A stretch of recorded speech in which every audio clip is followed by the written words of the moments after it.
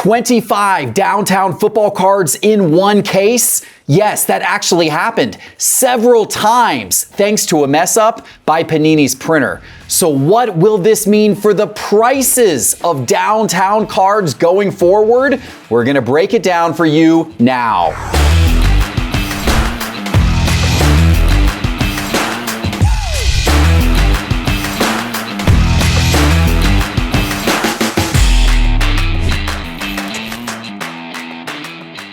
Hello, sports card investors, and welcome to another episode of Cards on the Table and Teapot Doug. Another week with big stories in the sports card market and some real drama, some downtown drama that we got to dig into today because I am concerned about what could happen to the price of these special downtown inserts that everybody universally seems to love and be chasing. But there's been some real drama with these cards here over the last week. This all started last week when breakers and other customers who ordered 2023 Optic first off the line boxes and cases started to receive them from Panini, and then they started to rip them open. Well, much to the surprise of several people who bought these cases and boxes, they would start opening and they would start finding multiple downtowns per box. In fact, we know of at least 9 instances where a breaker or a customer opened up a case of downtown, 12 boxes inside, and found at least 25 downtown cards, including numbered cards, golds, black Pandoras, as well as a host of regular downtowns in those cases. Keep in mind, downtowns used to be case hits. They used to be one card in every case, one card in every 12 boxes, not 25 or more downtowns in a single case, but this started happening. So this past Friday at 4:44 p.m., the ultimate time to put out a public relations statement, Panini put out a statement about the issue, and here's what they said. They said, earlier this week, we became aware of a manufacturing issue with first off the line Donruss Football Optic and a collation issue related to the downtown insert. After conducting a 72-hour on-site audit with a new print manufacturer, we found that there was an error during manufacturing. The audit revealed that this issue was isolated to a small number of first-off-the-line cases where extra content was included in some cases, but there was no shortage of any content in any of the first-off-the-line boxes sold. The rest of the Donruss Football Optic manufacturing and pack-out was normal and unaffected. We're going to dive into this. I do want to say this first. I am going to give Panini a standing ovation here for actually saying something about the issue, gentlemen, because this is more than what Panini has typically done in the past. We've had issues earlier this year with Panini products. We've had 2023 Prism basketball that was lacking the 2 autographs per box that it was supposed to get in a bunch of boxes. We had 2023 Prism football where PSA wasn't grading some of the Anthony Richardson autos on the cards. We've talked about those things on the show earlier. Panini never said anything about any of those issues. They said something about this. So hopefully that is a step forward for Panini. I think it's great that they came out and addressed it. But here's the resulting problem.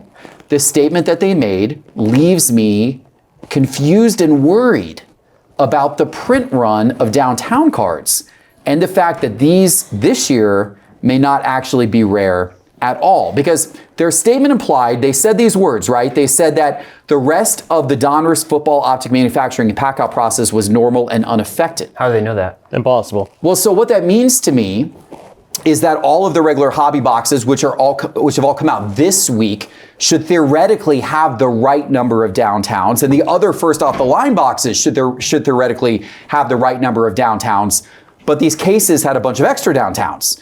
So that has to mean, if their statement is true, that there's just more downtowns that have been printed and put into these products. They're essentially printing extra to make up for the fact that there was extras in these boxes that shouldn't have gotten extras. But then my concern goes a step further, and these cases that people were opening and getting all these downtowns, they had a lot of gold downtowns. There were a lot of black Pandora downtowns. There are one-of-ones. Those are numbered. Multiple one-of-ones. That's the issue. Those are numbered. Yeah. So how is it possible? How is Panini's statement possible that the rest of the Donruss Football Optic boxes are going to get their proper allocation of downtowns when these loaded cases got a whole bunch of the number downtowns, more than they were ever supposed to get. I don't see how all of this adds up. So there's a lot of questions about this, but guys, despite all of this happening, Panini still sold out of 2023 Optic Hobby boxes on their website at almost $800 per box. And it's worth noting that these Optic boxes, they don't have CJ Stroud autos, they don't have Bryce Young autos, they don't have Will Levis autos. So these downtowns are particularly important chases this year, more than ever before. Are they going to be in the boxes? If they are, does this mean the whole downtown thing is now completely watered down and aren't going to hold value? What does this all mean? Teapot, help me break this all down, please. Well, maybe there will be next day autos with no actual autos on them like we had in Donruss. Who knows what we're going to get out of this?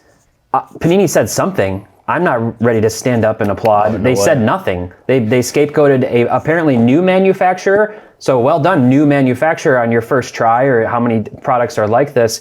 Not a great start if they're actually new in that partnership. But how does this happen? That's what we never hear. We don't hear it from Panini. We don't hear it from Topps. We don't ever get told, this is how this happened, and this is how we're going to address it going forward.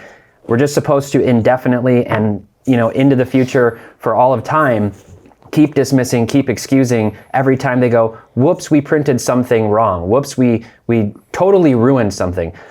Panini ruined Select. They killed Select by creating 4 levels and 100 parallels of each level and 75 one-of-ones of every player. And making it retail. And making it retail. Panini killed National Treasures by now putting non-player worn, not from any player, not from anything patches into the most iconic RPAs in the sports card hobby. Now downtowns are dead. They're dead. They've killed them. They are completely dead.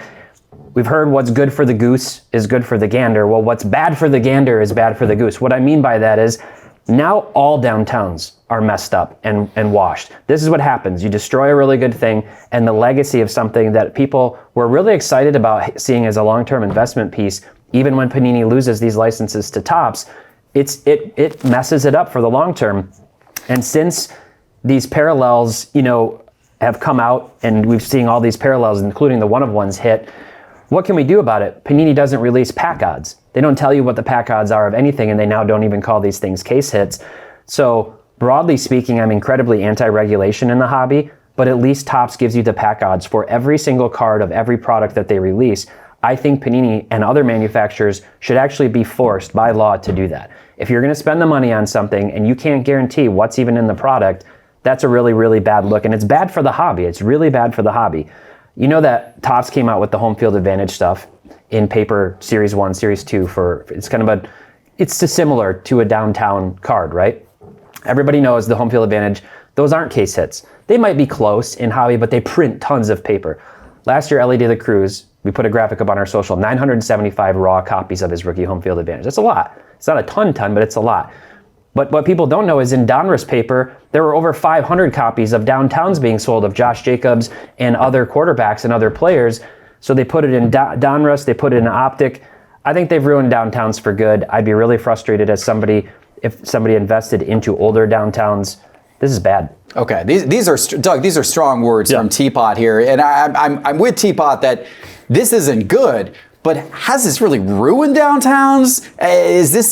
Are downtowns done like Teapot says? Do you agree? Do you disagree? What this has really done is shine, it's just a huge spotlight on the print run of downtown. Now we can see what's going on this year. But if you were to look, and there's an article on Collect Media from Ben Burrows, and he pulled some gem rate data, going back to 2016, 2017, 2018, respectable print run for downtowns. In 2018, it maxed out at 2,800 in PSA's database, right? Go to 2021, just 3 years later, over 15,000 downtowns in PSA's system. This isn't just a this year problem. They've been sneaking this print run higher and higher and higher every year.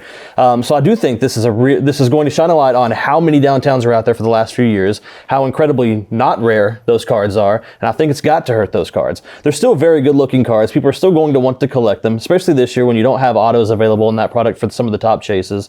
I still think it's an important card, but it is absolutely watered down. I hope this doesn't affect 2018 and earlier when it was still a case hit and it was still a rare card. But it has to affect current.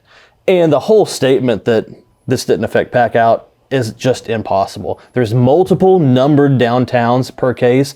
That means cases are going without numbered downtowns that they were supposed to have. That is an effect. Yeah. You can't say that didn't affect pack out because you can see it. I don't know how they know. How do they know? If they came out with this statement last week, this stuff would have already been in transit, out to distributors, out to everything. How can they confirm this? I don't know. I looked at market movers. I was surprised to see that the price of downtowns, the price of optic hobby boxes has not really moved down yet in the wake of this news. Now there's still time. It could. All this stuff could move down as the market gets flooded in the weeks ahead. It hasn't really moved down yet. Look, the logic side of my brain agrees with everything the two of you just said.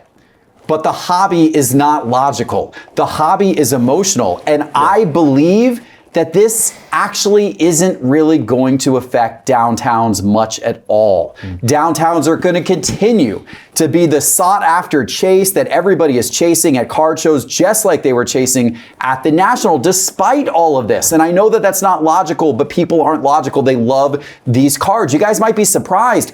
I surveyed some kids at the National and I said, what is your number one most favorite card? Downtown, downtown, downtown, downtown, downtown. Not Kaboom, which I actually thought I would hear more of. I didn't. Not Color Blast, not Drip, not, any of the other inserts and not even numbered gold prisms, right? Downtown, downtown, downtown. I heard downtown. People love these cards. And you combine that with the fact that the football card market just has never been hotter. Like football cards are like going to the moon, it feels like, with the amount of interest, not necessarily prices, but the amount of interest in sales volume. Football cards are just like what everyone seems to be chasing. And then within football cards, everybody seems to be chasing downtowns. Logically, I agree that this should all really hurt the downtown market. Will it? I don't think it will that much. I don't think collectors actually care that much about pop counts.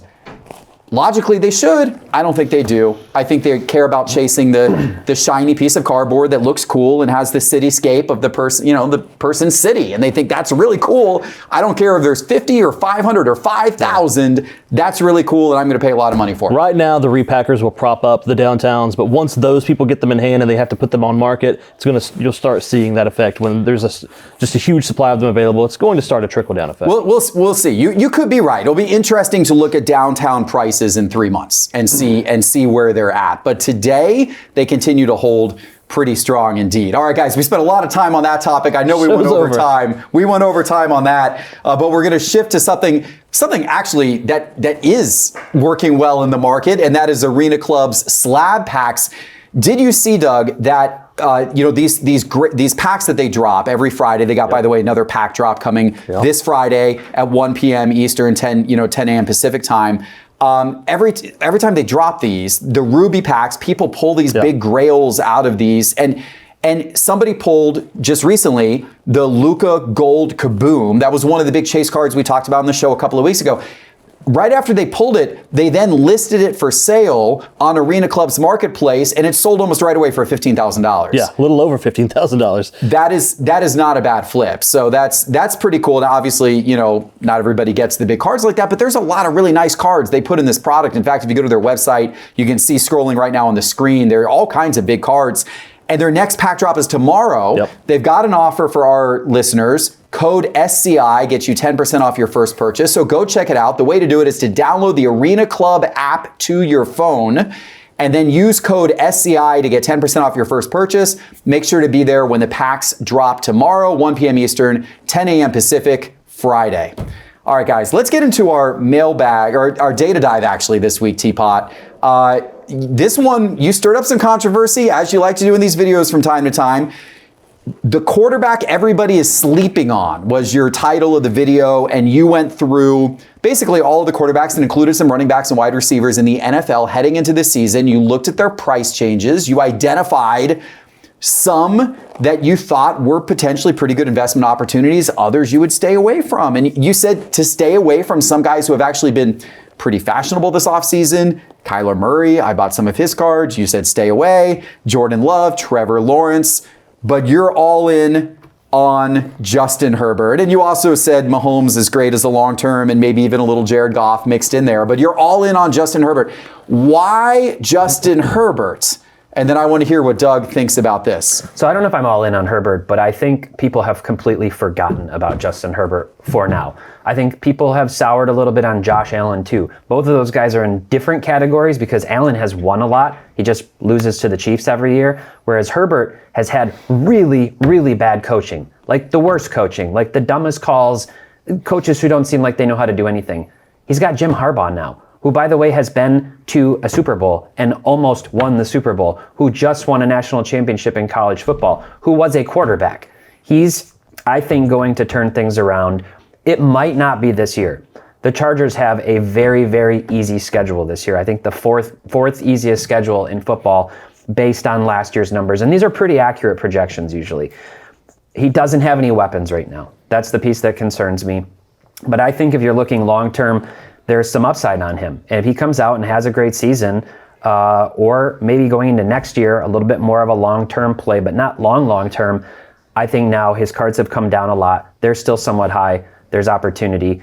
A guy like Jared Goff, I just think, the Lions, his prices are actually very low relative to everybody else. They went up a lot last year. They've come back down. If the Lions do what everybody are expecting and what I'm hoping and praying for, then I think his card prices will go up. Jordan Love, that was the one that made the most people upset, and I just pointed out that Marcus Mariota had an exactly identical stretch in his second year that Love had last year, and where is he now? I don't even actually know where he is now. I know he was here for a little while, he did the documentary, I like the guy, don't know where he is. I just haven't seen enough from Jordan Love, and secretly I'm hoping the Packers don't have another generationally good quarterback. Yeah, maybe a little bias sprinkled into the Jordan Love prediction, I don't know. Doug, Justin Herbert is currently limping around in a walking boot. Yeah. He should be ready for the regular season, but he's going to miss some of preseason. And all of his weapons went everywhere else. Yeah. None of them can be found in Los Angeles anymore. They're on every other team's roster right now. Are you buying the idea that Justin Herbert could be an investment and that Harbaugh will get things turned around and his cards could be very valuable a couple years from now? Can he throw the ball to himself? I don't really know where he's going with his passes. I'm out on Herbert. I think he's a really talented quarterback, and I've called him overrated on this show a lot in the past, mostly because his price has never matched his success on the field. Individually, I think he's talented, but like you said, I think he's had terrible play calling. I think he's had some of the worst coaching in the entire league, but now the coaching isn't going to make up for the lack of people to distribute the ball to. So I'm not going to go with Herbert. I think Trevor Lawrence is the buy. Trevor Lawrence is the buy because he is unbelievably low compared to his contemporaries in the league right now, but now's not the time to buy. Give it the end of September. That's when he loses the first 3 or 4 games of the season. That's the time to buy. They've got a really tough start to their schedule. I think they've got like the Browns, the Dolphins, the Texans, 3 of their first 4 games. They're going to start rough. And then if they start to pile up some wins, I think Trevor Lawrence will hit his bottom sometime in September and start to come back up. So I'm looking at Trevor Lawrence. I think he's already slept on, and I think it's actually going to get a little bit worse. And I like Lamar Jackson a lot. 2-time MVP that is priced below Josh Allen right now. Tell me why. Give me a singular good reason why Lamar Jackson is cheaper than Josh Allen. 2-time MVP. On paper, the Ravens should be really good, albeit in a really tough division. I like Lamar a lot. Tough conference. I think those are very fair points. I like all of that. I'm going to shift my attention. By the way, I am done making predictions this year with young quarterbacks. Didn't work out so well for me last year when I hopped on the Desmond Ritter train. So I think I should take a year off. I'm going to just take a year off. So instead, I'm just going to shift over to running back because I think you pointed something out in your video, Teapot. The easiest schedule in the NFL by far this year is the Atlanta Falcons. Yeah. We got a new quarterback in Kirk Cousins who can distribute the ball. And we've got a young, extremely talented running back in Bijan Robinson who has declared publicly that he's going to run for 2,000 yards this season. If he gets anywhere close to that, there will be a lot of attention put on him and put on his card prices. They're pretty inexpensive right now. I actually like Bijan Robinson going into this season. Maybe it's another Falcon that I'm completely wrong about like I was last year. But running backs are tough in general, though. Running backs are tough. Running backs are generally not good investments, but for a one-season flip. Yeah, he was a high draft pick. He should be a focal point of the offense. I actually like that pick a lot. The 2,000-yard thing may have been in response to Jahmyr Gibbs being incentivized by Amon-Ra St. Brown to go 1,000. He said he'd buy him anything he wants if he does that this year. So those two guys are going to be fun to watch in fantasy and otherwise. There you go. It is going to be a lot of fun. What do you guys think of the picks here and the feedback? Let us know in the comments. Guys, this Saturday is trade night again here at Cards HQ, which means if you're anywhere near the Atlanta area, come into trade night 4 to 9 p.m. Eastern time. But if you're not, tune in to Trade Night Live. It's 5 to 8 p.m. Eastern time on this YouTube channel where we will be doing trades live with people at Trade Night. It's a lot of fun to watch. And then immediately after that, I'm going live on Whatnot to break on Cards HQ breaks. I think I'm going to break some Topps Museum collection Saturday night. It's going to be a lot of fun. So make sure to join me on Cards HQ breaks on Whatnot Saturday night. Okay, a couple of mailbag topics to jump into here, gentlemen. First of all, Topps Chrome Basketball is back. Granted, it's unlicensed. No team logos on the card, but it's back nonetheless. And Topps recently put it out on their website for pre-sale. The boxes haven't started shipping yet. No one actually has it in their hands. They won't for, I think, another month or so. But they put it out for pre-sale on their website at $270 a box. There were plenty of naysayers out there who said no one's going to pay that for this crap unlicensed product, is what people said. Instead, what happened is the Topps website got flooded with so much traffic that it crashed the website. The boxes instantly sold out at $270, and then anybody who was able to actually get one, many of those have already gone on eBay as a reselling of the pre-sale box. And many of those have now sold on eBay for between $400 and $425 a box. Are you guys buying into Topps Chrome Basketball being unlicensed, or are you going to wait till Topps gets a license in a couple of years and can actually do a fully licensed product? Let me start with you, Doug. I'm going to be waiting. First of all, let me say I'm just not super impressed that the Topps website crashed. I feel like a strong breeze can crash the Topps website.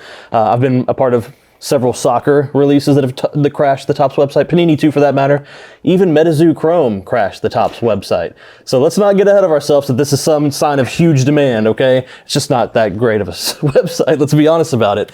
$270 I feel like is a comfortable price point. There's Wemby autos, right? Mm-hmm. There's Wemby autos. People are going to buy it. There's Wemby autos. People are going to buy it. You can get a Wemby auto. I think they're LeBron autos. Yeah, it's LeBron autos. Very, very hard to get one. Yeah. The pack odds are extreme, but there are LeBron autos. Yeah. I appreciate the throwback to a lot of popular insert designs. I think that was the obvious and smart move. I think this is a good, test run for the real thing, for the real licensed product.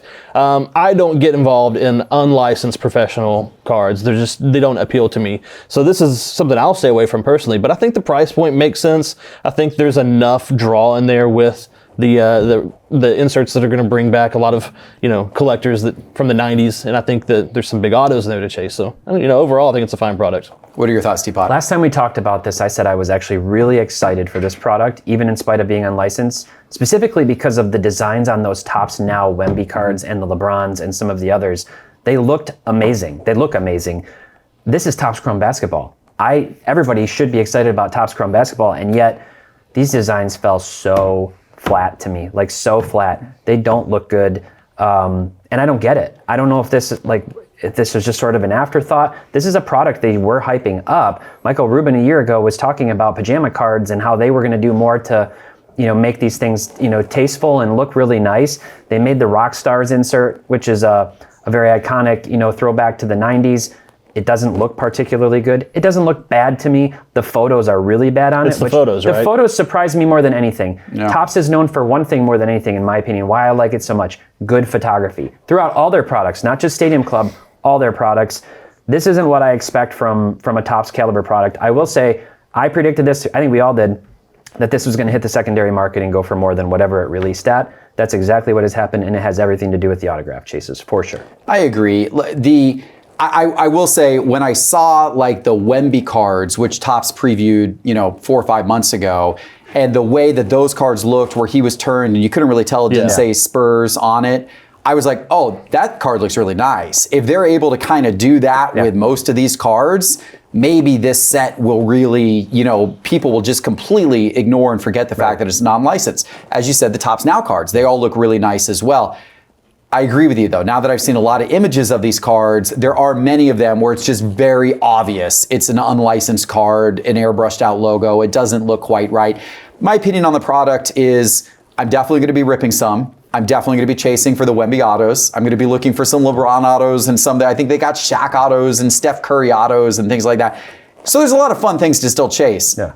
But in terms of, are the unlicensed base cards or a number to, is a number to 299 unlicensed rookie card of somebody really going to hold as much value as its Prism counterpart? Probably not. So I think you go into the product more for an autograph chase and for a fun rip and a preview of what will hopefully be an amazing Topps Chrome release when they actually get the full licensing down the road a little bit. So, that's what's happening, but I do understand people's excitement over it, and I'm excited to rip. I'm also excited for Fanatics Fest, which we are now just 1 week away from. Fanatics Fest is 1 week and 1 day. Doug, you and I are heading to New York for that. And Topps has been putting out some news about Fanatics Fest exclusive drops. This is kind of interesting. Travis Scott is doing a Cactus Jack Topps Chrome card set. Only 1,000 boxes of this ever made, which I thought is interesting because they're expecting tens of thousands, maybe probably hoping for 100,000 people to go through Fanatics Fest, but they're only gonna have 1,000 boxes available of that product. So I wonder how they're gonna price that. I wonder how that's gonna be distributed out. How do you get one of the 1,000 boxes? Are they all gonna be sold out within the first 10 minutes of the show? I don't know, maybe they price them high enough where that's not the case. I don't know. But if they're at all reasonable, you would think they would sell out right away. Is it limited to one per person, or can some breaker come in and buy 100 of them or 500 of them, or all 1,000 of them? I don't know. It's going to be interesting to see. But the very fact that this is dropping there, and of course Travis Scott will be there, that's interesting. And then they also said they're going to have special Topps Chrome boxes just for Fanatics Fest that are going to have a Big Apple refractor design, 6 of those per hobby box. I guess those will be pretty cool, especially if you get like a New York player, if you get a Aaron Judge or a Juan Soto with a Big Apple refractor design, unique card. I could see some of those going for a lot of money on the secondary market. They'd be nice cards for a Yankees collector to have for sure. Maybe more announcements are coming, I don't know, but it seems like they're doing special stuff like this. Smart move, and does this type of thing get you any more excited about going to an event like this? Curious to get your perspective, Teapot. Yeah, I mean, this isn't anything new in terms of like event-specific releases. We just got back from the National, where you have all the National cards from Topps and Panini.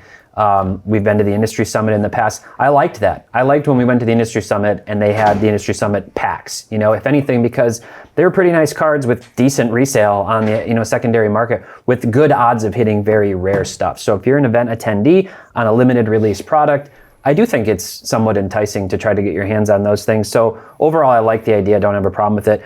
I had to look up Cactus Jack. I know what that is. I'm not a Travis Scott fan or listener. So some of the time, I occasionally have like a somewhat visceral reaction of just what are we doing anymore with all these very niche one-off, productions. Even like the Bob Ross baseball cards. I like Bob Ross a lot. I have a Bob Ross mug at my desk. I still was kind of like, I don't know about this. It's a little quirky.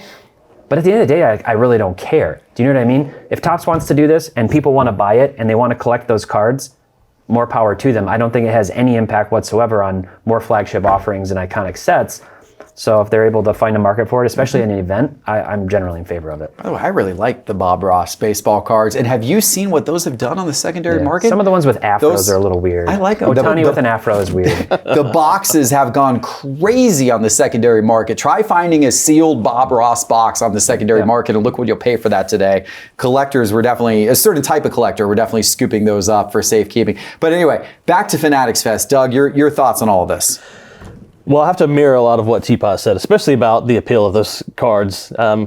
I don't get, I come on here and I feel like I'm just being a hater all the time because I don't like the Travis Scott collaboration. I didn't, whatever about the Bob Ross collaboration. Didn't like the Kevin Hart collaboration. It all feels like Michael Rubin lost a bet to one of his friends, Kevin Hart, Travis Scott, and it's like, all right, I guess I got to put some cards out with you. I think Kevin Hart lost the bet. Right. Little mini Kevin Hart's. So, it just feels forced and weird, and I feel like a lot of traditional baseball collectors would probably agree with me that these two things don't go together very well. Yeah. But it doesn't bother me. Again, whatever.